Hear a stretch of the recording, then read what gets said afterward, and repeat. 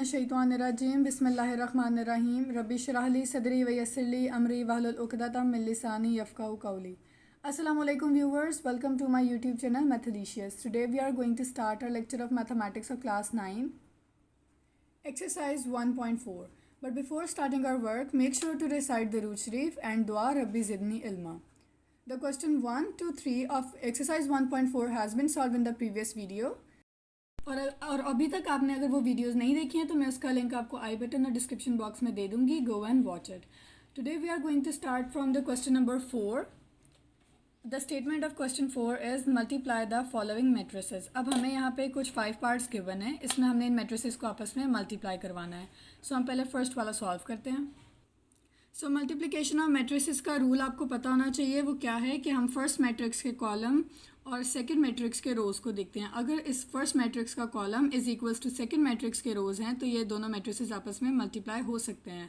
आप यहाँ देख सकते हैं इस मैट्रिक्स के 2 कॉलम हैं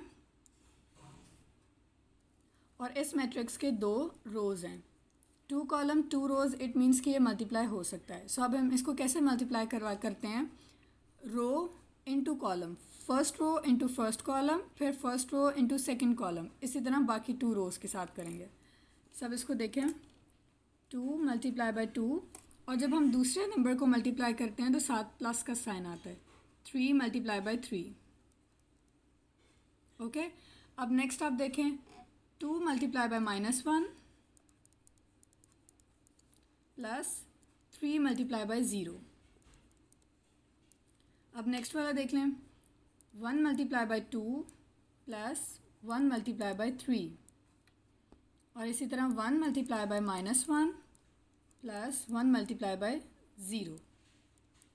अब लास्ट वाली रो भी हमने इसी तरह से लिख ली. अब हम इनको क्या करते हैं, सॉल्व.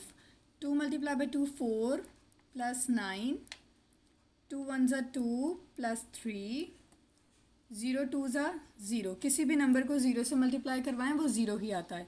प्लस माइनस माइनस, 3 2 ज़ा 6. इसी तरह यहाँ पे -2 प्लस 0, -1 प्लस 0 एंड 0 प्लस 0, क्योंकि दोनों 0 से मल्टीप्लाई हो रहे हैं. सो हमारे पास आंसर क्या आ रहा है, 13 5 -6 -2 -1 एंड 0.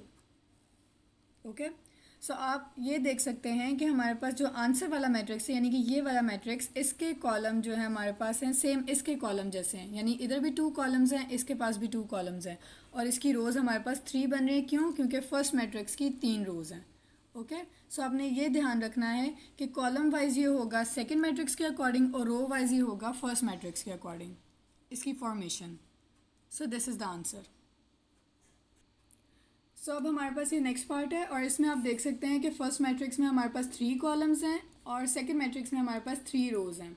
ठीक है, तो अब हम इनको मल्टीप्लाई करवाते हैं. First row into first column, फिर फर्स्ट रो इंटू सेकेंड, और इसी तरह दूसरा रो. ठीक है, सो अब हमने क्या किया, हमने रोज़ को कॉलम वाइज मल्टीप्लाई करवा दिया. First row into first column, first row into second column, इसी तरह second row into first column and second row into second column. आप ये देख रहे हैं कि मैंने बीच में मल्टीप्लाई का साइन ही लगाया, ये ब्रैकेट्स लगाए हुए, तो इसका मतलब भी यही है कि दोनों आपस में मल्टीप्लाई हो रहे हैं. ओके, अब हम इनको आगे सॉल्व करते हैं. सो आफ्टर मल्टीप्लाइंग हमारे पास ये आंसर है, और उसके बाद जब हमने इनको ऐड और सब्ट्रैक्ट करके हमारे पास ये आपके पास आंसर आ गया है. सो आप देख सकते हैं हमारे पास जो ये थर्ड पार्ट है ना, ये बिल्कुल सेकेंड पार्ट का उलट है, यानी कि सिर्फ इनकी प्लेस चेंज हुई हुई है. तो आप देख सकते हैं कि प्लेस चेंज होने की वजह से हमारे पास आंसर किस तरह से आ रहे हैं. ठीक है, अब हमारे पास यहाँ पे 2 कॉलम 2 रोज़ हैं, तो हमने क्या किया है, रो को 1 बाय 1 हर कॉलम के साथ मल्टीप्लाई करवाया है. ओके, और आफ्टर मल्टीप्लाई हमने इनको ऐड किया, और ऐड करने के बाद इनका आंसर आ रहा है. सो आफ्टर एडिंग और subtracting this is the answer. Okay, now come on the next part.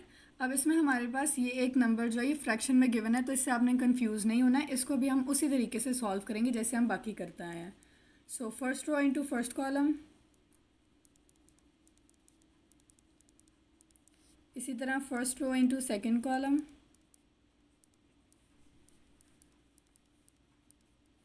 Now second row into first column. अब हम इनको करते हैं सॉल्व. 8 2 ज़ा 16 -20, 12, -16। अब इधर देखें, यह हमारे पास फ्रैक्शन बनी हुई है -5/2 और ये हमारे पास 8 है। आप देख सकते हैं जो नंबर 8 है ना, ये हमारे पास 2 पे डिवाइड हो रहा है और मल्टीप्लिकेशन में हम क्रॉस में कैंसिल कर सकते हैं। सो ये हमारे पास कैसे आएगा, 2 1 ज़ा 2, 2 2 ज़ा 4, यानी हमारे पास क्या बन गया, सॉरी 2 4 ज़ा 8। ओके, सो अब हमारे पास ये क्या बन गया, 4 इंटू -5। ठीक है, सो 4 -5 हमारे पास क्या होगा, -20 प्लस 5 4 ज़ा 20। इसी तरह आप यहाँ देखें 6 इंटू -5/2 है। अब 6 भी हमारे पास 2 के टेबल पर डिवाइड होता है। सो हम इसको क्या करेंगे, 2 1 ज़ा 2 एंड 2 3 ज़ा 6।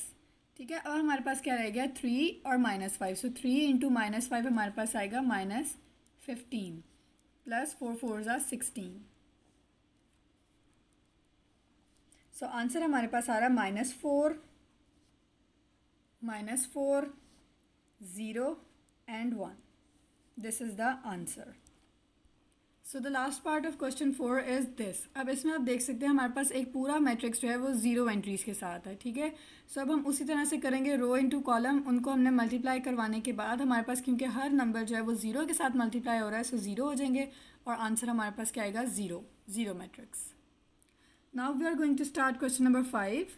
Let A is equals to this, B is equals to and C is equals to. Verify whether. अब हमारे पास ये 4 पार्ट्स गिवन है, इसमें हमने ये सारे वेरीफाई करवाने। जैसे आपको याद हो हमने पीछे 1.3 में एडिशन में हमने ये काम किया था, सो वही चीज़ हम लोग यहाँ पे करेंगे with multiplication. Okay, so we are going to start first part. Okay, so the first part is A B is equals to B A. जब भी आपके पास इस तरह का कोई फॉर्मेशन आती है जिसमें सेंटर में इक्वल का साइन होता है, सो हम उसमें लेफ्ट हैंड साइड और राइट हैंड साइड लेते हैं। सबसे पहले हम लोग सॉल्व करते हैं left hand side. Left hand side हमारे पास क्या है, ए बी, दिस वन। ठीक है, अब इस ए बी की जगह पे हम इनके मैट्रिसेस लिखेंगे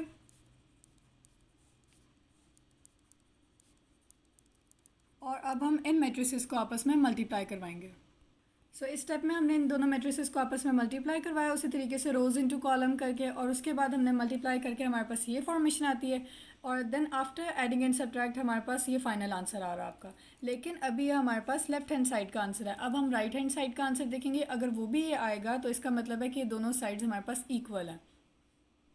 सो अब हमारे पास राइट हैंड साइड है, दैट इज़ बी ए। अब इस बी ए की जगह हमने उनके मैट्रिसेस लिखे और उनको मल्टीप्लाई करवाया। मल्टीप्लिकेशन के बाद उनका आंसर आता है।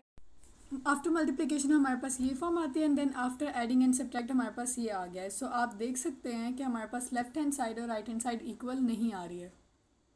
जैसे ये हमारे पास लेफ्ट हैंड साइड का मैट्रिक्स था और ये राइट हैंड साइड का, आप देख सकते हैं दोनों की एंट्री सेम नहीं है। सो हम ये लिख देंगे A B is not equal to B A. Okay, क्योंकि आप क्वेश्चन की स्टेटमेंट भी देख सकते हैं, इसमें उन्होंने कहा हुआ है वेरीफाई वेदर, यानी कि वो हो भी सकता है इक्वल और नहीं भी हो सकता, इसलिए हमारे पास फर्स्ट पार्ट जो है वो इक्वल नहीं है। अब हम देखते हैं अपना second part. So this is our second part. इसमें हमने a into B C is equals to A B into C है, ये एसोसिएटिव लॉ अंडर मल्टीप्लिकेशन है। ठीक है, सो इसमें हम लोग पहले लेंगे left hand side. Left hand side हमारे पास ये चीज़ है। अब आप देख सकते हैं कि ब्रैकेट लगी हुई है।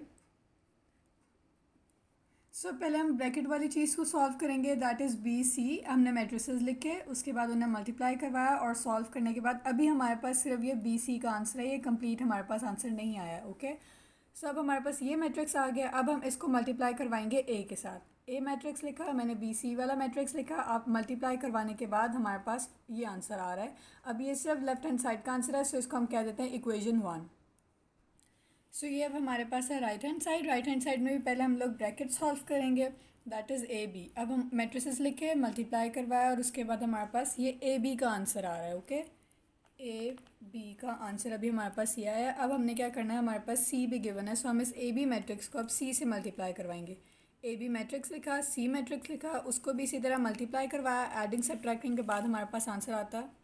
हमारे पास ये आंसर आ गया। अब आप देख सकते हैं कि हमारे पास लेफ्ट हैंड साइड और राइट हैंड साइड दोनों के आंसर्स इक्वल आ रहे हैं। सो हमारे पास क्या आएगा, A into B C is equals to A B into C.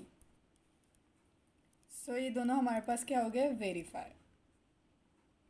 So third part हमारे पास ये है। अब इसको मैं सॉल्व नहीं करूँगी, लेकिन इसके आपको मैं मेन स्टेप्स बता देती हूँ। उसमें आप देखें लेफ्ट हैंड साइड में हमारे पास क्या लिखा हुआ है, ए इंटू बी प्लस सी।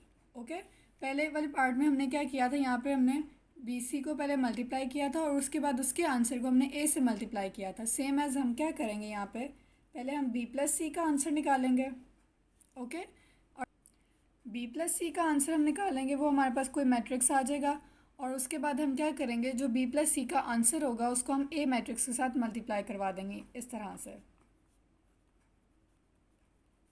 यानी ये हमारे पास कोई ए मैट्रिक्स हो गया इनटू ये हमारे पास कोई बी प्लस सी मैट्रिक्स का जो आंसर आया, ये वाला जो आंसर आएगा वो हम यहाँ लिखेंगे और इसको सॉल्व कर लेंगे। सो इसी तरह हमारे पास राइट हैंड साइड है ए बी प्लस ए सी। अब हम इसमें क्या करेंगे, पहले हम लोग क्या करेंगे, ए बी का आंसर फाइंड करेंगे, वो मल्टीप्लाई करना आपको आ गया है। ए बी का आंसर आने के बाद नेक्स्ट आप देख सकते हैं यहाँ पे हमारे पास है ए सी। अब हम ए सी को भी सॉल्व करेंगे, इसी तरीके से मल्टीप्लाई करवाएंगे।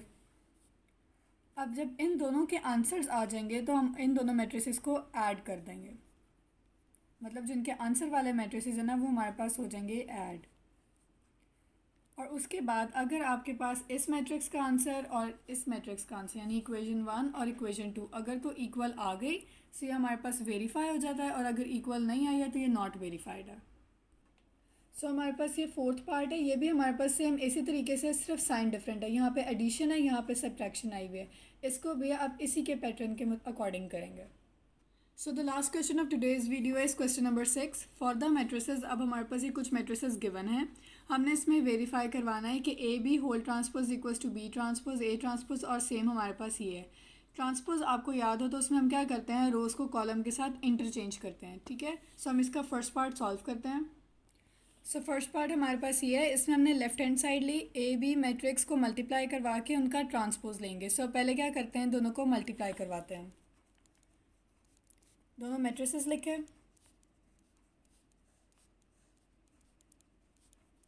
अब हम इन्हें मल्टीप्लाई करवाते हैं। सो आफ्टर डूइंग मल्टीप्लिकेशन हमारे पास ये फॉर्म आई है, एंड देन आफ्टर एडिंग और सब्ट्रैक्ट हमारे पास ये आंसर आ रहा है, लेकिन ये सिर्फ अभी ए बी का है। अब हमने क्या करना है, इस ए बी का ट्रांसपोज लेना है। सो ट्रांसपोज आपको पता है कि ट्रांसपोज क्या होता है, interchanging of rose into column. ये हमारे पास मैट्रिक्स है, पहले हम ओरिजिनल मैट्रिक्स लिखते हैं, उसके ऊपर इस तरह से टी लिखते हैं फॉर ट्रांसपोज, और अब यहाँ पे हम उनका ट्रांसपोज लेते हैं। -10 -17 अब यहाँ आ जाएगा, रो को कॉलम में चेंज कर दिया हमने, सेम इस तरह से ये साइड। सो ये हमारे पास अभी फर्स्ट इक्वेशन आई है।